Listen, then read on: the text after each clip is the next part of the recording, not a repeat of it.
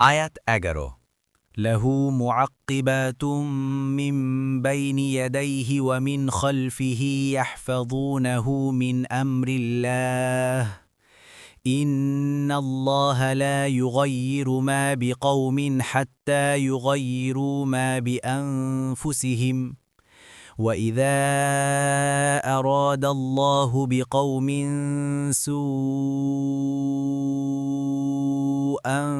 فَلَا مَرَدَّ لَهُ وَمَا لَهُم مِّن دُونِهِ مِن ওয়ালিন।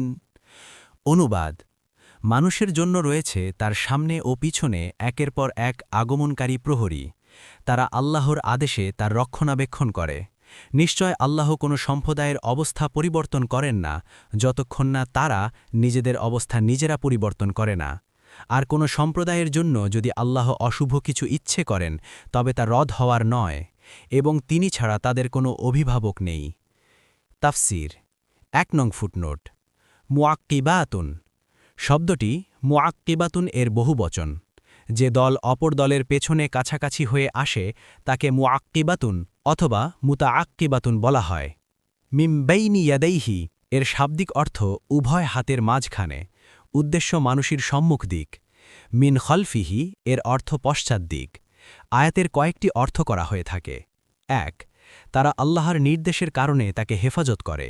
ফতহুল কাদির অর্থাৎ যে ব্যক্তি কথা গোপন করতে চায় কিংবা প্রকাশ করতে চায়, এবং যে ব্যক্তি চলাফেরাকে রাতের অন্ধকারে ঢেকে রাখতে চায় অথবা প্রকাশ্য সড়কে ঘোরাফেরা করে, এমন প্রত্যেক ব্যক্তির জন্য আল্লাহর পক্ষ থেকে ফেরেশতাদের দল নিযুক্ত রয়েছে। তার সম্মুখে ও পশ্চাৎ দিক থেকে তাকে ঘিরে রাখে। তাদের কাজ ও দায়িত্ব পরিবর্তিত হতে থাকে এবং তারা একের পর এক আগমন করে। রাতে তাদের জন্য কিছু পাহারাদার রয়েছে, যেমন রয়েছে দিনে।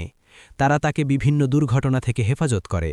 যেমন আরও কিছু ফেরেশতা রয়েছে যারা তার ভালো কিংবা মন্দ আমল হেফাজত করে। রাতে কিছু ফেরেশতা, দিনে কিছু ফেরেশতা। তার ডান দিকের দুজন যারা তার আমল লিখে। ডান দিকের ফেরেশতা তার সৎকর্ম লিখে, আর বাম দিকের ফেরেশতা তার অসৎকর্ম লিখে। আবার দুজন ফেরেশতা রয়েছে যারা তাকে হেফাজত করে। একজন তার সামনের দিকে, অপরজন তার পিছনের দিকে। সুতরাং সে দিনে রাতে ৪ ফেরেশতার মাঝখানে বসবাস করে, যারা পরিবর্তিতভাবে আগমন করে। দুজন আমল হেফাজতকারী আল্লাহর নির্দেশে মানুষের হেফাজত করা তাদের দায়িত্ব, আর বাকি দুজন লিখক তাদের আমলনামা লিখে। ইবনু কাসির হাদিসে এসেছে, ফেরেশতাদের ২টি দল হেফাজতের জন্য নিযুক্ত রয়েছে, একদল রাত্রির জন্য এবং একদল দিনের জন্য। উভয় দল ফজর এবং আসরের সালাতের সময় একত্রিত হন। ফজরের সালাতের পর রাতের পাহারাদার দল বিদায় নিন এবং দিনের পাহারাদাররা কাজ বুঝে নেন। আসরের সালাতের পর তারা বিদায় হয়ে যান এবং রাতের ফেরেশতারা দায়িত্ব নিয়ে চলে আসেন।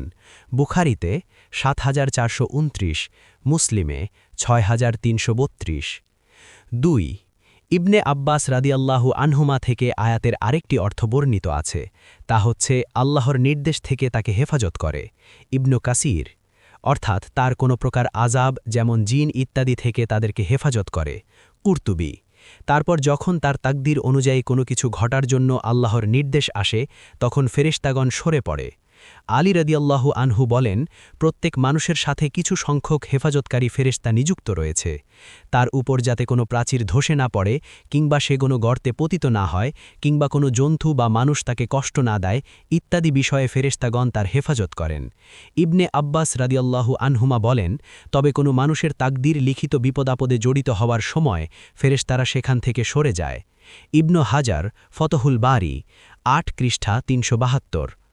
অন্য হাদিসে এসেছে, রাসূলুল্লাহ সাল্লাল্লাহু আলাইহি ওয়াসাল্লাম বলেছেন, তোমাদের প্রত্যেকের সাথেই একজন ফেরেশতা এবং একজন শয়তান জুড়ে দেওয়া আছে। সাহাবায়ে কেরাম জিজ্ঞাসা করলেন, আপনার সাথেও? তিনি উত্তরে বললেন, হ্যাঁ, তবে আল্লাহ আমাকে তার উপর সহযোগিতা করেছেন, ফলে সে আত্মসমর্পণ করেছে বা আমি নিরাপদ হয়ে গেছি। সে আমাকে ভালো কাজ ছাড়া আর কোনো কিছুর নির্দেশ করে না। মুসলিম 2814। মোট কথা এই যে, হেফাজতকারী ফেরেশতা দিন ও দুনিয়া উভয় দিকের বিপদাপদ থেকেই মানুষকে নিদ্রায় ও জাগরণে হেফাজত করে। ইবনু কাসির ২ নং ফুটনোট। অর্থাৎ আল্লাহ তাআলা কোনো সম্প্রদায়ের অবস্থার পরিবর্তন করেন না যতক্ষণ না স্বয়ং তারা নিজেদের অবস্থা ও কাজকর্ম মন্দ ও অশান্তিতে পরিবর্তন করে না নেয়। তারা যখন নিজেদের অবস্থা অবাধ্যতা ও নাফরমানিতে পরিবর্তন করে নেয় তখন আল্লাহ তাআলা স্বীয় কর্মপন্থা পরিবর্তন করে দেন। এ পরিবর্তন হয় তারা নিজেরা করে, অথবা তাদের উপর যারা কর্তৃত্বশীল তারা করে, নতুবা তাদের মধ্যকার অন্যদের কারণে সেটা সংঘটিত হয়। যেমন উহুদের ময়দানে তীরন্দাজদের স্থান পরিবর্তনের কারণে মুসলিমদের উপর বিপদ এসে পড়েছিল। ইসলামী শরীয়তে এরকম আরও বহু উদাহরণ রয়েছে। তবে আয়াতের অর্থ এ নয় যে তিনি কারো কোনো গুনাহ ব্যতীত তাদের উপর বিপর্যয় দেন না, বরং কখনো কখনো অপরের গুনাহের কারণে বিপর্যয় আসে। যেমন রাসূলুল্লাহ সাল্লাল্লাহু আলাইহি ওয়াসাল্লামকে প্রশ্ন করা হয়েছিল, আমাদের মধ্যে নেককাররা থাকা অবস্থায় কি আমাদের ধ্বংস করা হবে? তিনি উত্তরে বলেছিলেন, হ্যাঁ, যখন অন্যায় অপরাধ ও পঙ্কিলতা বৃদ্ধি পায়। বুখারী ৩৩৩৬, মুসলিম ২৮৮০।